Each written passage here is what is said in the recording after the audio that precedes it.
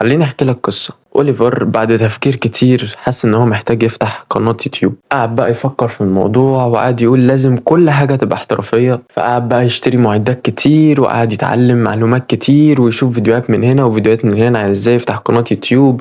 وقعد بقى يشتري كاميرا وقعد اشترى مايك وقعد بقى اشترى كل حاجة ممكن اي يوتيوبر يحلم بيها، وكان عمال يحضر في كل حاجة. وصور اول فيديو ما عجبوش يقعد يعدل فيه، يصور تاني ما يعجبوش فيعدل فيه، ايه ده جودة الفيديو بتاعتي مش عاملة زي مستر بيست ليه، فيمسح ويعيد تاني ويمسح ويعيد تاني ويمسح ويعيد تاني، وكل ده ما نزلش حاجة. كان في بقى شادو بعد تفكير كتير قرر ان هو برضو يفتح قناة يوتيوب، بس قال مش مهم الجودة قوي دلوقتي، انا لسه ببدأ.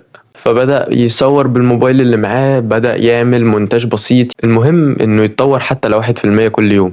نزل اول فيديو ليه، الصوت مش احسن حاجة ولا حتى الجودة احسن حاجة، بس المهم ان هو نزله. بعد سنة من الموضوع ده شادو بقى عنده جمهور كبير، جمهور بيحبه، وفيديوهاته دلوقتي بقت متوسطة، مش هقولك جامدة قوي، بس نزل فيديوهات كتير وبقى عنده جمهور بيحبه. اوليفر بقى ما نزلش غير فيديوهين، وكان بيفكر يمسحهم عشان هما مش بجودة مستر بيست. في الفيديو ده هكلمك عن 5 حاجات عن البرفكشنزم، هتفهم ليه ناس اقل منك في الموهبة بيسبقوك وانت بتفضل في نفس المكان. معاك عاطف، وانت لو مهتم تطور من نفسك ومن حياتك فانت في التشانل الصح. ايه هو البرفكشنزم؟ البرفكشنزم هو ان انت يكون عندك رغبة ان كل حاجة تكون مثالية، كل مشروع بتعمله لازم يبقى مثالي، كل فيديو هتعمله لازم يبقى مثالي، كل خطوة بتعملها في حياتك لازم تبقى مثالية. خلينا نعرف دماغ البرفكشنست ده بيكون واحد عنده معايير عالية اوفر، ودي في حد ذاتها مشكلة، لان هنا بتتحول المعايير العالية اللي عنده دي بدل ما تكون حافز انه يعمل حاجة كويسة بتكون حاجز يمنعه انه يبدأ.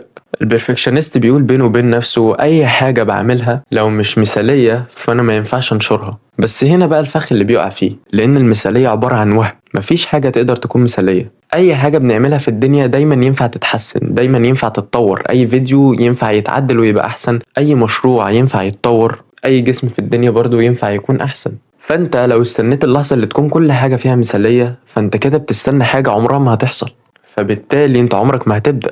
وهنا بتتحول معاييرك العالية واحساسك ان كل حاجة لازم تكون متقنة ومديها حقها بتتحول لسجن انت محبوس فيه.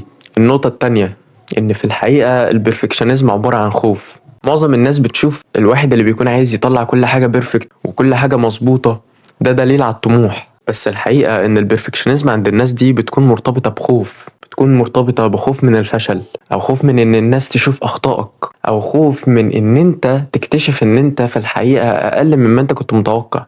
والخوف ده بيخلي ان عقلك يدور على اي طريقة يحميك منه بيها، فيبدأ بقى يديلك افكار زي انك ما تبدأش غير لما تكون مستعد 100%، او ان اصلا الحاجة دي مش مهمة كفاية لانك تعملها. بس زي ما قلنا ان المثالية عمرها ما بتيجي ابدا، فانت بتجري ورا حاجة عمرها ما هتجيلك. كل حاجة في الحياة محتاجة تتجرب، ومحتاج ان انت تفشل فيها عشان تتعلم من اخطائك. فلما تحاول تتجنب الفشل تماما انت كده بتتجنب انك تتعلم او تتطور. النقطة التالتة، البرفكشنزم بيؤدي للتسويف. التسويف مش شرط دايما يجيلك نتيجة كسل، في اوقات كتير هو بيبقى خوف من النتيجة ما تكونش زي اللي انت متصورها.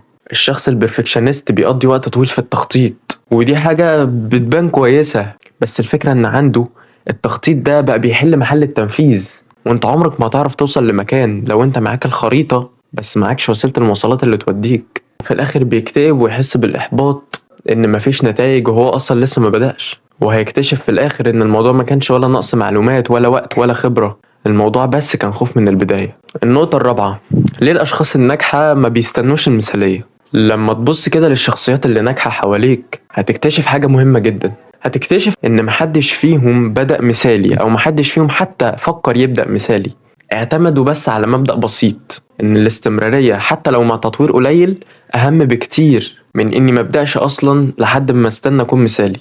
كل شخص ناجح او شخص مشهور او ايا يكن كاركتر كده ناجح فهو بدأ بنسخته الضعيفة.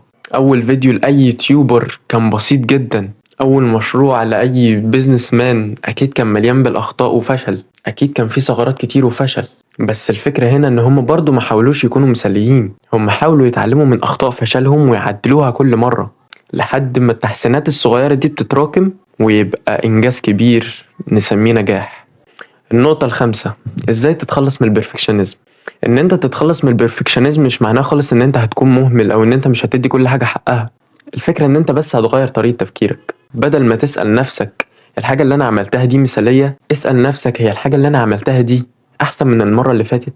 لو الاجابة فانت كده ماشي صح. خلي التجربة هي اللي تعلمك، لان التجربة هي افضل طريقة تتعلم بيها اي حاجة. ما تكتفيش انك تعرف معلومات نظرية بس وبس.